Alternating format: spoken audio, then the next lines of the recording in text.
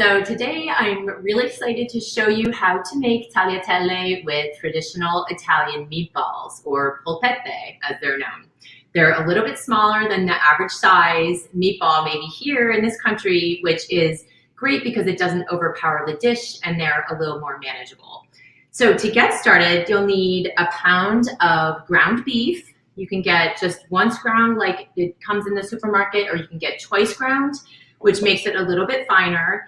You'll need about 3.5 tablespoons of milk, a tablespoon of grated Parmesan cheese. Always make sure to get the freshly grated yourself.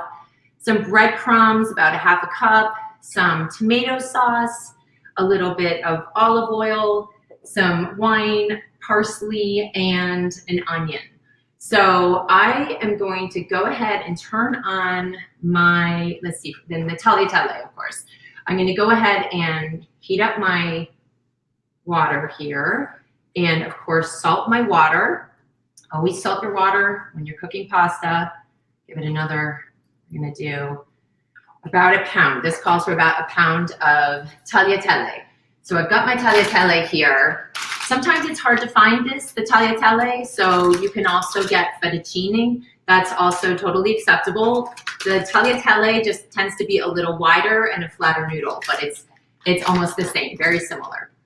So I have my meat in my bowl, and I'm gonna take a fork and just go ahead and crumble it. So this is how you're gonna add everything right into this bowl, the ingredients, to make the little meatballs.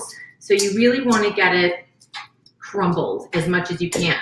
You can also just get right in there and use your fingers, your hands, because at one point you're gonna be doing that, shaping the little balls. So if that's easier, go right ahead. Like I said, you can do twice ground beef, which really a lot of Italian recipes call for. It just makes it a little bit lighter, perhaps easier to do this process, but it's not necessary at all. But if you're making them, just ask your butcher, and I'm sure they can do that for you. So it's pretty much crumbled. You're gonna actually be able to crumble it with your fingers, so you don't have to go crazy getting that too crumbled. Then I'm gonna add right into this bowl, I'm gonna add my milk. All these measurements are on my website in case I don't say the correct measurements, but it's KarenAntonini.com. So I'm gonna go ahead and add my milk. This is really simple. And then add my grated cheese right into the meat. And I'm also gonna add my parsley. So I've taken my fresh Italian flat leaf parsley. You definitely want this one. It's a little bit greener, a little bit shinier, the leaf, than traditional parsley here, or normal parsley. So, and it has more of a mild flavor. It complements Italian cooking really well.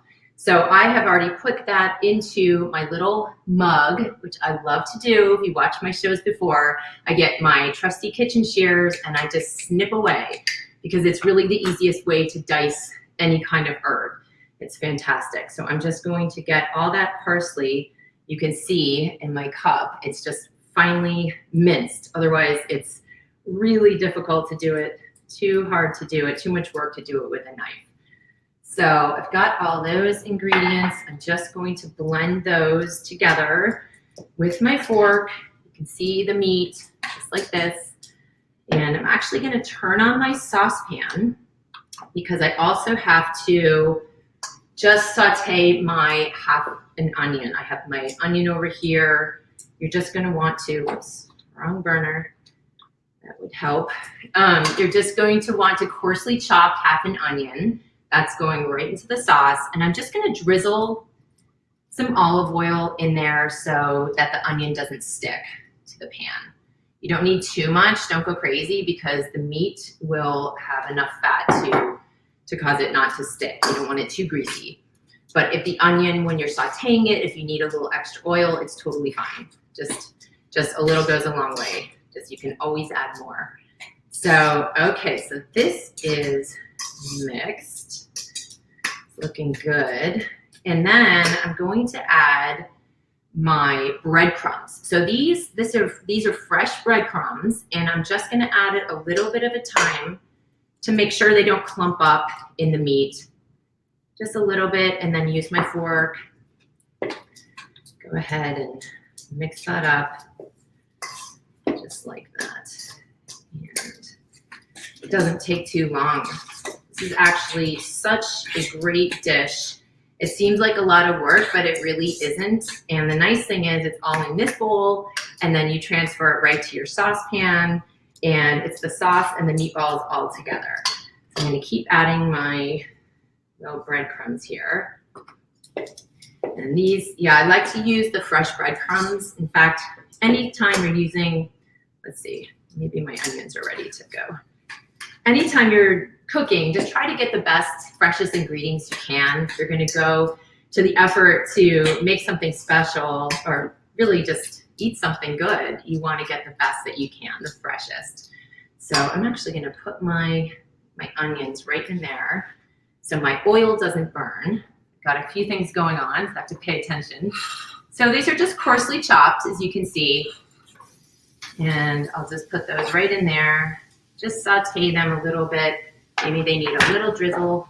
You can see, just coat a little bit on top so that it doesn't come out too fast. I like this little olive oil stir. And I'll get one of my spoons. Put that there. And I'll just keep adding my breadcrumbs right in here. So just keep getting in there. And if at any point, like I said, if at any point this seems hard with your fork, just go ahead and use your hands, which I'll probably do in a minute. And then you can also add some salt to this mix as well. You can always taste it later, but give it a good little bit of salt. Because whenever you're cooking with the tomato sauce, it tends to absorb the salt. So you can always taste at the end and add more. I don't like to over salt it. And the beauty of Italian cooking is that you don't want to over season. It's just right, just enough ingredients to give it that good flavor. So at this point, I'm going to show you what this looks like. Kind of looks like this with all the ingredients. So you can just get in there and mix it with your hands so that all the breadcrumbs, all the ingredients are really mixed through. I'm going to get my towel.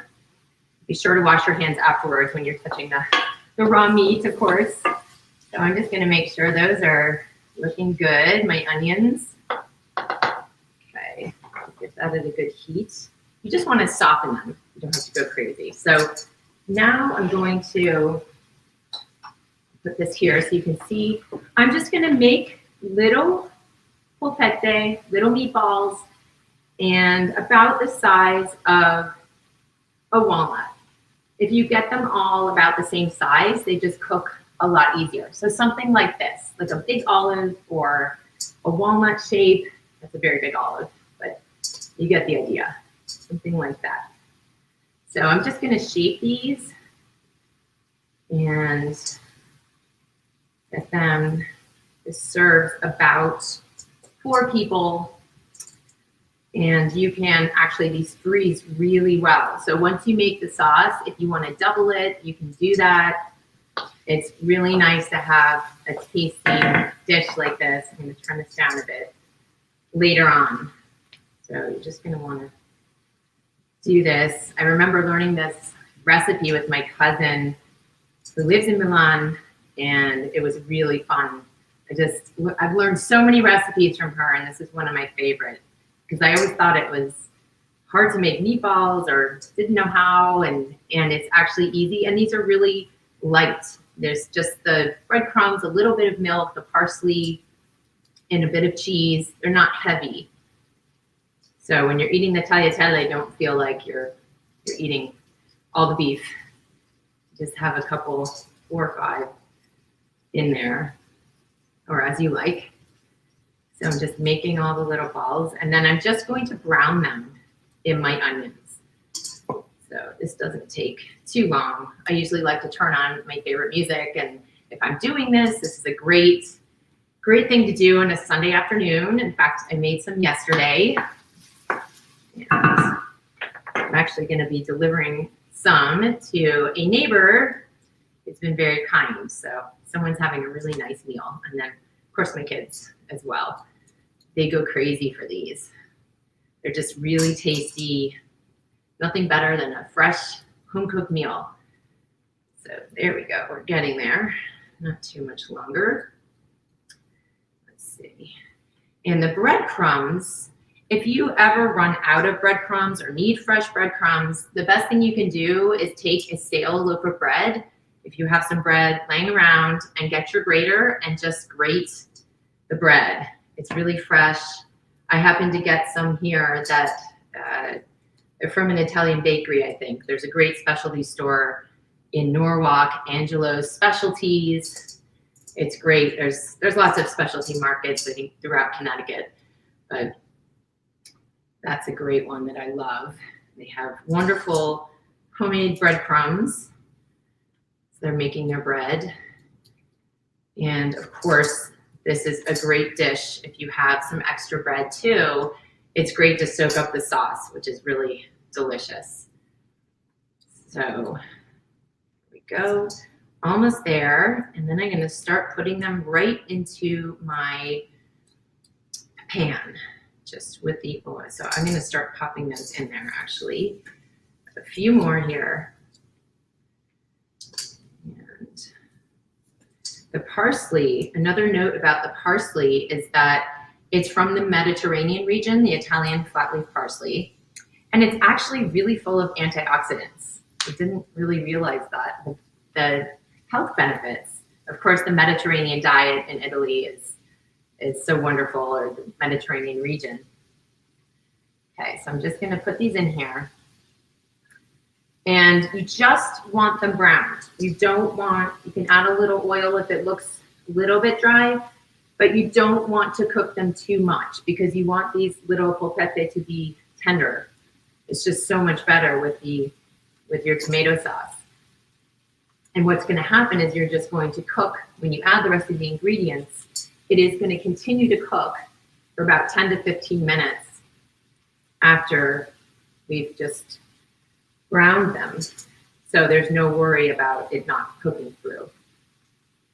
But just make sure they're browned. Okay, 2 left, that's it. There we go. The little guy, he's the tester, little one. So, okay, so now you just want to carefully, they're starting to brown already. You just want to carefully move them. They won't really fall apart because we've made the little shapes, and they're filled with a little bit of cheese and the breadcrumbs, but just carefully do this. Move them just so they're browned. It just takes a little bit of time. You can also get tongs if you want to kind of turn them if necessary. And it's just so good with the onions. It's like so funny how you just heat up a pan with some olive oil and onions, which is the basis for a lot of Italian dishes. It's really delicious, and your house smells, your kitchen smells amazing. So this is great, and all these fresh ingredients like the parsley and the cheese, so good. Really good. So I'm going to let those kind of you're just going to want to do that like I'm doing. You can see some of them are browning already. And like that guy, I'll show you when it's browned, what I mean. And then you're going to add your tomato sauce. So I love this brand. You can, of course, find lots of different brands. It's Pommi, which is really delicious. It's from Italy, and it's great. And I love that it comes in this little convenient pouch. It's easy to pour, and we only need about 26 ounces of the tomato sauce. So it's about 1.5 of these. You don't want to make it too soupy, too much sauce, but just enough. But then that way you can keep that if you're cooking something else, lasts if it's in the fridge. But when you buy these at the market, these are actually just on the shelf, which is really great. So here we go. So that's cooking through pretty well. And then I'm actually going to now add 1/2 glass of dry white wine. It just kind of helps to cook these through. So I have a Pinot Grigio, it's just dry. Just make sure you use a dry white wine because you wouldn't want like a Chardonnay. It would really change the flavor. Probably about like this. So you just want it to kind of evaporate. Allow it to evaporate like this. It helps to cook those polpette. So keep those going. Help to brown those. And that is smelling really good. I hope you all are going to try this recipe at home. It's not that hard, as you can see. There's a little bit of effort, but it's really not too much, and it's well worth it. So like I said, if you do this on a Sunday or a day when you have a little more time, like I did yesterday, I love to keep Sunday as my cooking day when I have some extra time and the family's home. It's great to have this meal later. And you can freeze it like this. Just don't add the pasta, of course. Just keep your meatballs and the sauce. This smells really good. So these are almost browned. You can see this. It's just browned like this. So you don't want any pink. You just want it brown on all sides. And then that is just enough. So here we go. All right, now I'm gonna turn on, add my pasta to the pot as well. So that takes about 10 minutes. And there you go. And the longer that you cook this, once you have all the ingredients there, I say cook it for 10 to 15 minutes. Once you have everything in there, all the tomato sauce, I'm gonna actually add it now because they look really good. You can keep it longer. Just keep it on a really low heat. You can keep it there or just keep it on top of the stove. Just put a top over it, cover it up, cover the pan, and you can keep it there because all the juices will just blend. All the flavors will blend together. So you've probably seen like the next day when you've cooked, whether it's a soup or a pasta sauce or really anything with lots of different ingredients, it just tastes so much better the next day. So it just gets better and better. There we go. Okay, so I'm gonna go ahead and add right into this pot, the sauce. And this is so easy. You can also get cans. There's jars or cans of tomato sauce, of course. It doesn't matter. I'm just partial to this, maybe because when I did live in Italy with my cousin, she always bought pommes, so I was always partial to that. So I'm gonna put that there and add about half of this. Okay, about, that's probably, it's nice thing is it doesn't come out too fast. So put that there as a little extra for later. And then you're just gonna add, here's my water, and you give that a good stir. And there we go. I'm going to add my water. Okay, so you can see that it's all covered and it will thicken up a little bit, this sauce, which is great. So I'm just gonna stir that in and then add just a little bit. I always say like a half a glass of water so that it thins out the tomatoes. It doesn't look like it needs too much, but you can just eyeball it if it looks like it needs a little bit more. This looks great. And then of course you just want to salt this a little bit more, salt to taste. Always try at the end. Like I said, the tomatoes really soak up and absorb a lot of the salt, so, which is great. So if you over salt, not that you can add more, it'd be a little bit saucy, but you can add tomato. So it's quite a big dish. So that should be good for now. And then I always just taste at the end, make sure. So I would keep this now on a low, kind of a low heat, just to make sure that cooks through. So for about 10 to 15 minutes, you'll just cook that through. And just so it's not, you don't want it boiling, but that will be perfect. And you can serve it right away if you like. So get my pasta going. And I'll show you what this looks like. So let's see. I'll talk to you about these ingredients, which is important. So When it is all through, because we won't have the time, it will look like this. So you can see that the sauce has thickened up a bit like this. It is fantastic over your pasta. And what you can do is just, when you have your tagliatelle is all cooked, you're going to want to drain it, of course, and then put it back right in your pot of salted, or your pot. Your pasta will be ready, and then you can add the sauce directly on top. So you just make sure it's all blended, and it serves about 4 or 5 people. So let me show you. So the tagliatelle, I want to talk to you about that a little bit more. And let's see, make sure that's this. The tagliatelle is, I actually did get this at the specialty shop because it is hard to find, but it comes from the Emilia-Romagna region, or Marche in Italy.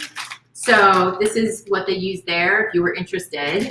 And you can find it, and you can ask someone at your local market if you want to find the tagliatelle. But like I said, the fettuccine, I think I have some over here, is just a little bit, it's actually slightly wider and just a little bit thinner than my tagliatelle. So that is, and this is used, the fettuccine is used more in the region of Rome. So that is perfectly fine. You can really use any kind of flat pappardelle. It's a little bit wider even than that. There's so many different pastas in Italy, lots of different sauces, and each pasta complements the sauce of the region. So this happens to be like sort of like a bolognese sauce in Emilia-Romagna region. So here we go. Get my pasta going, and I'll show you what this looks like afterwards. So once my pasta is ready, this is what your dish will look like. So it is delicious. It's definitely a crowd pleaser. And as you can see, these little polpette don't overpower the dish. There's just, I probably have about 4 or 5 in there, and a nice serving of pasta. So, and that's because I'm going to tell you the onions. Yes, just use a yellow onion. I kind of raced through to make sure that I had enough time to show you the cooking process, but definitely use just a yellow onion, white onion, not sweet, because that will change the flavor of course, of your sauce. So just half of that. And then of course the cheese, I always like to mention that I want you to use the best cheese that you can. If you can get a block of Parmesan, it is a little pricey, but it's definitely worth it because it gives you that extra flavor. So you're just going to want to always make sure that you grate the cheese, just giving you a few extra little tips to grate the cheese and make sure it's freshly grated, because it will dry out, especially as it's very dry right now. If you do grate it ahead of time, you want to keep it in a jar or container that will keep the air out, so it's tightly contained in that little jar. So, and as I may have explained last time, the way, let's see it on a little bit, if it says Parmigiano Reggiano on the rind itself, that's how you know it's authentic Parmesan cheese. So those are the ingredients you will want to use. And let's see, turn this up just a bit. So as you are cooking these meatballs too, just make sure that you stir it, maybe just check on your dish. You're gonna wanna make sure that you stir it maybe every it's 10 to 15 minutes. So just check on it every 5 minutes, give it a little stir, make sure it's just a low heat, bubbles escaping. And there, and it can thicken up a little too. So like I said, you can leave it there in your pot. And all right, water. Okay. So, all right, and the salt I'm using really is, if you use, it's actually just like a cooking salt, like a kosher salt, which is really the best. It's kind of a flaky, and you always want to salt your water, of course, your meal afterwards. I would make sure to get this kind. It has a little extra added flavor. You can get the Himalayan salts as well, which are delicious. It kind of just adds to the whole dish itself. So yes, I hope you get to make these. And like I said, you can find all these ingredients on my website if you need. So they are all there, and I hope you get to make this. This is actually, I want to show you these as well. So this is from, I believe this is from Brooklyn. This is an Italian bakery, but you can see they're just really fresh. And of course, if you have the bread, you can just grate it. So let me show you. All right. Well, I hope you have enjoyed this, and I will see you next time. Thank you so much.